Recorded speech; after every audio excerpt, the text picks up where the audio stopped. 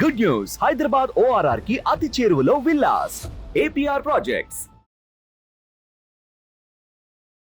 Sir నమస్తే sir. Guruprasad గారు. నమస్తే సార్ గురుప్రసాద్ గారు, మార్కెట్లోకి అడుగు పెట్టాలి అంటే ట్రేడర్స్కి కానీ, అంటే కొత్తగా ట్రేడింగ్ చేద్దాం అనుకునే వాళ్ళకి కానీ, ఇన్వెస్ట్మెంట్ చేద్దాం అనుకునే వాళ్ళకి అసలు ఎటువంటి అర్హతలు ఉండాలి అంటారు? అండ్ భవిష్యత్తులో ఒక మంచి ట్రేడర్ అవ్వాలి అంటే ఎటువంటి మార్కెట్ రూల్స్ని తప్పనిసరిగా ఫాలో అవ్వాలి? ఖచ్చితంగా సార్, ఇట్స్ వెరీ మంచి క్వశ్చన్ ఇది.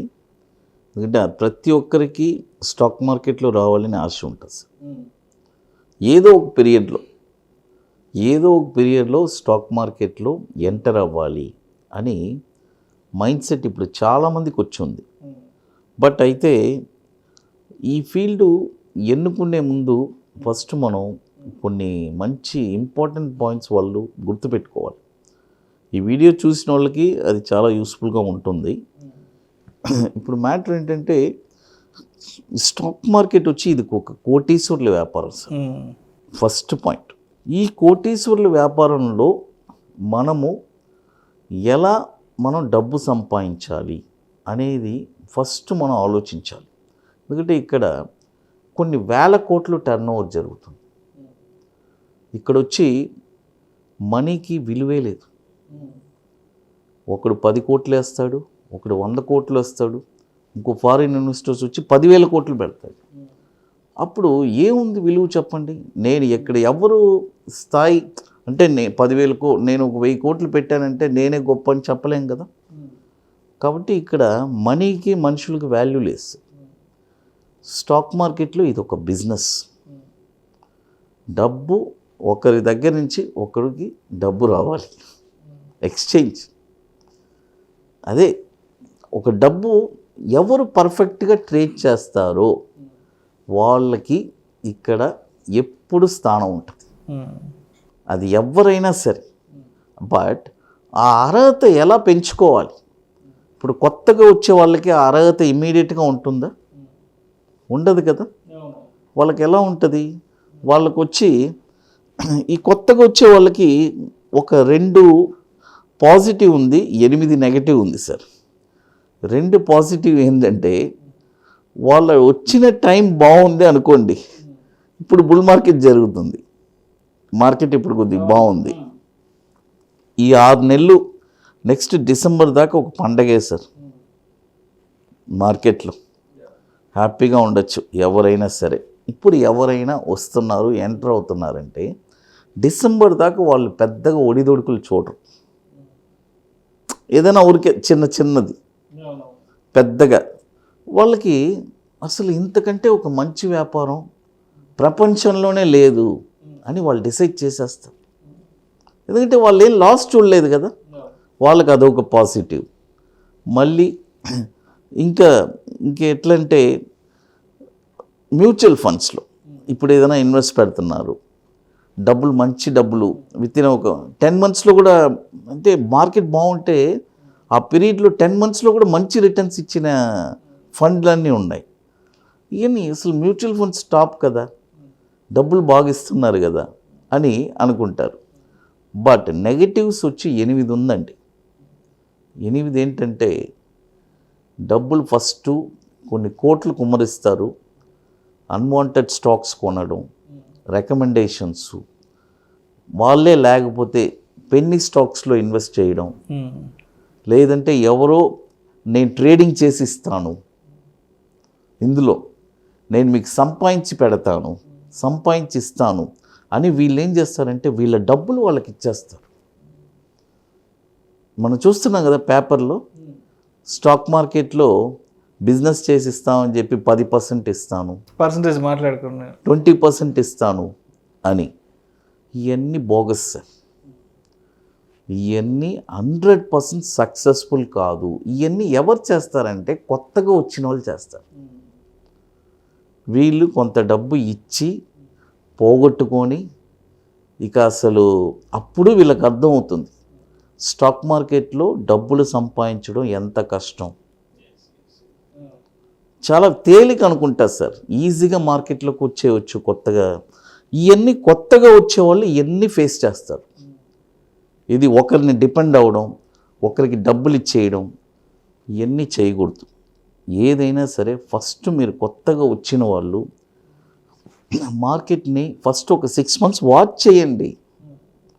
ఏ స్టాకు ఎక్కడి నుంచి పెరుగుతుంది, ఏ స్టాక్ ఎక్కడి నుంచి దిగుతుంది, ఏంటి అసలు ఈ వ్యాపారం మనకి సూట్ అవుద్దా లేదా, మన ఫ్యామిలీ బ్యాక్గ్రౌండ్ ఏంటి, మనం ఈ వ్యాపారంలో వస్తే మన ఫ్యామిలీ ఎఫెక్ట్ ఏమన్నా జరుగుద్దా, ఏదైనా తారుమారు అయితే ఫ్యామిలీ పరిస్థితి ఏంటి, ఇవన్నీ ఆలోచించారు సార్. వీళ్ళు చెప్పేది ఏంటంటే, సార్ నేను ఫ్యామిలీ కోసమే కదా సార్ నేను ఇంత కష్టపడుతున్నాను అంటారు. ఎవరో ఫ్రెండ్ చెప్పారనో లేకపోతే ఇంకెవరో చెప్పారనో వచ్చి డబ్బులు పెట్టేస్తుంటారు. ఫ్యామిలీ కోసం నువ్వు కష్టపడుతున్నావు అంటే నీకు అనుభవం లేదుగా, నీకు ముందు అనుభవం ఉండాలి కదా. ఇప్పుడు ఒక కంపెనీలో జనరల్గానే సార్ సింపుల్గా చెప్తున్నాను, 4 సంవత్సరాలు ఇంజనీరింగ్ చదివి బయటికి వచ్చిన తర్వాత ఈ సాఫ్ట్వేర్ కంపెనీస్ ఒక 2 సంవత్సరాలు వాళ్ళకి ట్రైనింగ్ ఇస్తున్నారు. ఏది వాళ్ళు 4 సంవత్సరాలు చదివిన తర్వాత 1 year 6 months అయితే ట్రైనింగ్ నడుస్తుంటుంది, 2 years కూడా ఇస్తున్నారు. వీళ్ళు బాగా ప్రోగ్రామింగ్ చేయాలి, అప్పుడే ఆ కంపెనీకి వీళ్ళు సూటబుల్. కాబట్టి లైఫ్ సెట్ చేసుకోవడానికే ఎన్నో బాధలు పడాల్సి వస్తుంది, కష్టపడాలి, పొద్దున్నుంచి కూర్చోవాలి, ట్రైనింగ్ చదవాలి. మరి స్టాక్ మార్కెట్లోకి వచ్చి ఏ ట్రైనింగు లేదు, ఏమీ లేదు, ఇమ్మీడియట్గా డబ్బులు పెట్టి డబ్బు కావాలంటే ఎట్టొస్తుంది? ప్రాక్టికల్గా ఇది పాసిబుల్ కాదు ఇది. కాబట్టి ఇవన్నీ కొత్తగా వచ్చేవాళ్ళు దయచేసి ఫస్ట్ నేను చెప్తాను, స్టాక్ మార్కెట్ మీకు ఒక వ్యాపారం, వేరే వ్యాపారం పెట్టుకోండి. ఈ వ్యాపారాన్ని మీరు ఫస్ట్ ఫుల్ టైమ్గా నమ్ముకోబాకండి, దీన్ని నమ్ముకోబాకండి. వేరే వ్యాపారం మీకంటూ ఒకటి ఉండండి, ఇది ఒక ప్యాసివ్ ఇన్కమ్గా పెట్టుకోండి. లేటర్ దీంట్లో ఎక్స్పీరియన్స్ అయిన తర్వాత దీన్ని మెయిన్ వ్యాపారంగా చేయండి. ఫస్ట్ మీకంటూ రెగ్యులర్ ఒక ఇన్కమ్ని ఏర్పరచుకోండి. ఆ తర్వాత దీంట్లో స్టాక్ మార్కెట్లో, ఎందుకంటే ఇది ఒక స్టాక్ మార్కెట్ వచ్చి ఒక ముళ్ళబాట, ఇక్కడ ఎన్నో ఒడిదొడుకులు మీరు చూడాలి. But it is one of the wonderful business, ఏది నేర్చుకున్న వాళ్ళకి. ఈరోజు సార్ ఇప్పుడు జనరల్గా మీరు చెప్పండి, స్టాక్ మార్కెట్లో సంపాదించిన వాళ్ళు నేను ఇలా సంపాదించానని ఎవరైనా చెప్తున్నారా? చూడండి, 100% స్టాక్ మార్కెట్లో 10% మందే ప్రాఫిట్ చేస్తున్నారు, 90% మంది డబ్బులు గవర్నమెంట్ ఏమన్నా తీసుకునిందా, ఎక్స్చేంజ్ ఏమన్నా తీసుకునిందా, లేకపోతే దొంగలు వచ్చి పట్టుకొని వెళ్ళిపోయారా? ఆ 90% మంది డబ్బులు ఎక్కడికి వెళ్ళింది, ఎవరి దగ్గరికి వెళ్ళింది? ఈ 10% మంది దగ్గరికి వెళ్ళింది. అప్పుడు మీరు ఆలోచించాలి కదా, ఈ 10% మంది మీ డబ్బులు మొత్తం తీసుకున్నారు అంటే వాళ్ళు కరెక్ట్గా వ్యాపారం చేశారు కాబట్టే మీరు కూడా ఆ 10%లో ఉండడానికి ట్రై చేయాలి. ఆ ట్రై చేయాలంటే దానికి కొన్ని సంవత్సరాల అనుభవం కావాలి. ఇది రియల్ ప్రాక్టికల్, అవన్నీ జరిగితేనే మీరు ఆ 10%లో ఉంటారు. ఓవర్ నైట్లో ఎవరు కోటీశ్వరులు అవ్వలేరు. ఇది షార్ట్ కట్లు వెతుక్కోవద్దు. ఇంకొకటి, మీకు ఎవరైనా నేను ట్రేడింగ్ చేసి పెడతాను, నేను ఇంత పర్సంటేజ్ ఇస్తాను, నాకు డబ్బులు ఇవ్వండి అని అంటే దయచేసి ఎవరిని నమ్మబాకండి.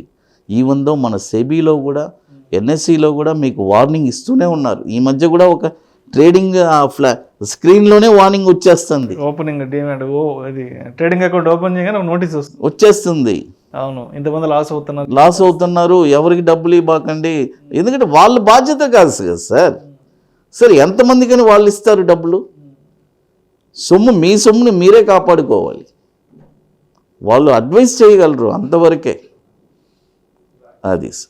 Thank you sir, thank you so much Guruprasad garu. Thank you sir. కొత్తగా మార్కెట్లోకి వచ్చే వాళ్ళు ఎటువంటి జాగ్రత్తలు తీసుకోవాలి, ఏ కేటగిరీ ఆఫ్ పీపుల్కి మాత్రమే మార్కెట్ అనేది సెట్ అవుతుంది అనే ఇటువంటి అంశాల గురించి మీ విశ్లేషణ ద్వారా మన ప్రేక్షకులకు చాలా చక్కగా తెలియజేశారు. Thank you so much. Thank you sir.